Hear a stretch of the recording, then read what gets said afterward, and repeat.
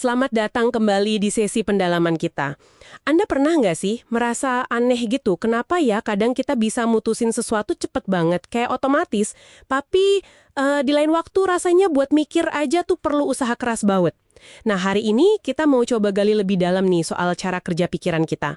Kita bakal lihat ide kunci dari buku yang fenomenal, Thinking Fast and Slow.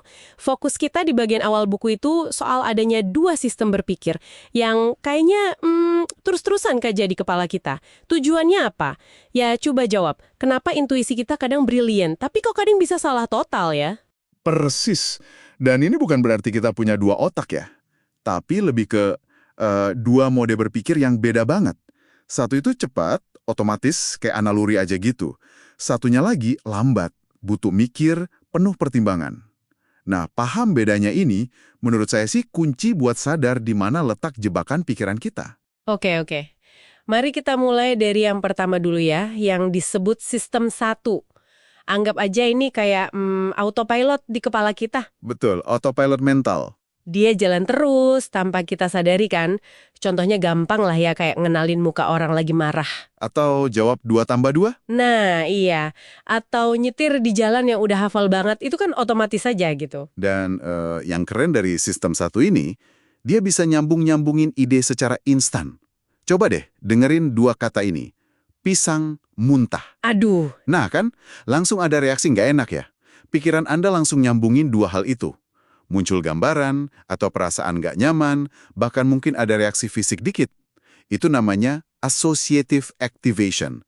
Sistem satu otomatis ngerangkai cerita dari info yang ada. Seringnya sih pakai pengalaman atau asosiasi lama. Rasanya gampang banget, alami. Itu yang disebut cognitive ease. tapi kan kita nggak selamanya pakai autopilot ya.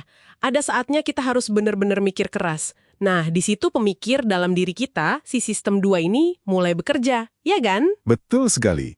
Sistem dua ini mode berpikir yang pelan, analitis, perlu perhatian penuh.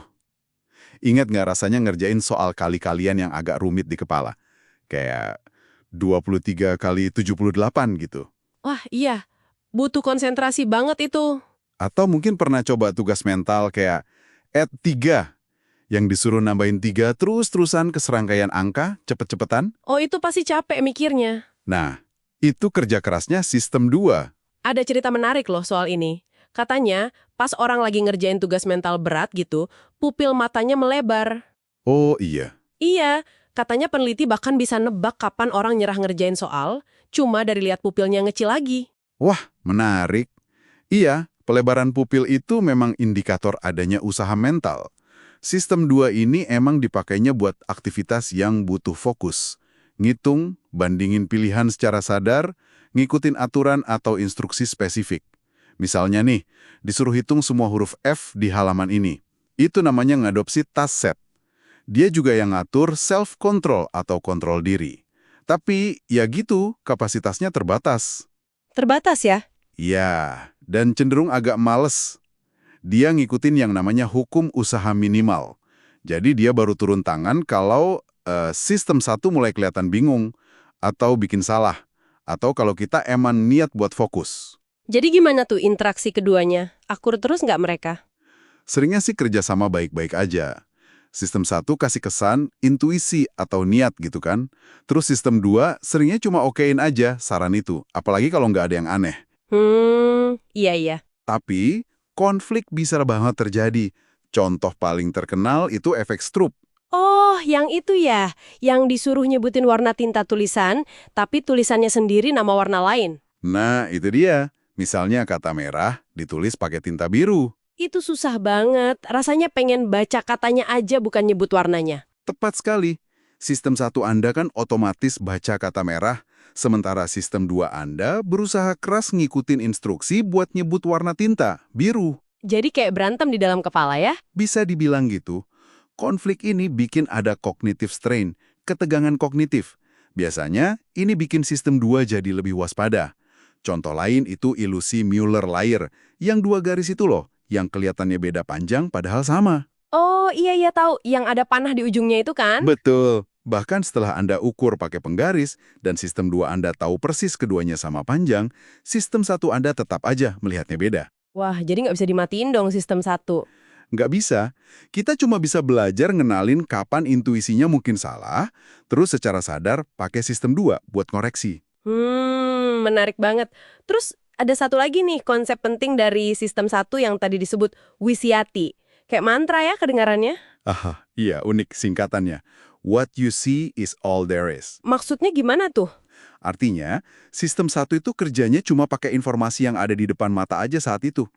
Dia nggak mikirin informasi lain yang mungkin penting tapi nggak langsung kelihatan atau kepikiran. Dia langsung bikin cerita paling masuk akal dari potongan info yang dia punya. Kayak contoh di buku itu ya, kalau ada deskripsi Mindik cerdas dan kuat, kita langsung mikir, wah cocok nih jadi pemimpin. Persis. Sistem satu cepat banget nyimpulin, ya. Tanpa otomatis nanya dulu, tunggu dulu, info apa lagi yang perlu? Dia jujur gak? Kejam gak? Secepat ambil kesimpulan. Dan itu sering berguna sih. Tapi ini juga sumber utama dari banyak bias. Kayak overconfidence, keyakinan berlebih. Kita jadi gampang banget terlalu pede sama penilaian kita. Padahal infonya nggak lengkap. Cuma karena cerita bikinan sistem satu rasanya udah pas banget dan koheren, info yang nggak ada ya dianggap nggak ada aja. Oke. Jadi intinya nih ya, di kepala kita tuh kayak ada duet yang jalan terus. Ada si cepet, sistem satu yang intuitif tapi kadang ceroboh, sama si lambat, sistem 2 yang analitis tapi perlu tenaga dan agak males. Iya, dan keduanya ini yang ngebentuk cara kita melihat dunia dan ambil keputusan. Paham dinamika ini tuh penting banget. Biar kita sadar kapan intuisi kita mungkin lagi ngaco. Kapan kita perlu sengaja ngerem dan pakai usaha mental lebih lewat sistem 2. Dan kenapa kita semua ini bisa punya bias tertentu. Mengenalinya itu langkah pertama buat bikin keputusan yang lebih bijak. Nah, setelah dengar semua ini nih, coba deh Anda renungin sebentar. Seberapa sering sih dalam hidup Anda, apalagi buat keputusan penting, Anda ngebiarin si autopilot sistem satu ini ambil alih kendali penuh? Dan kira-kira, bisa nggak ya kita ngelatih diri biar lebih sadar kapan harus injek rem dan ngeaktifin sistem 2 yang lebih hati-hati ini? Sesuatu buat dipikirin lebih lanjut ya.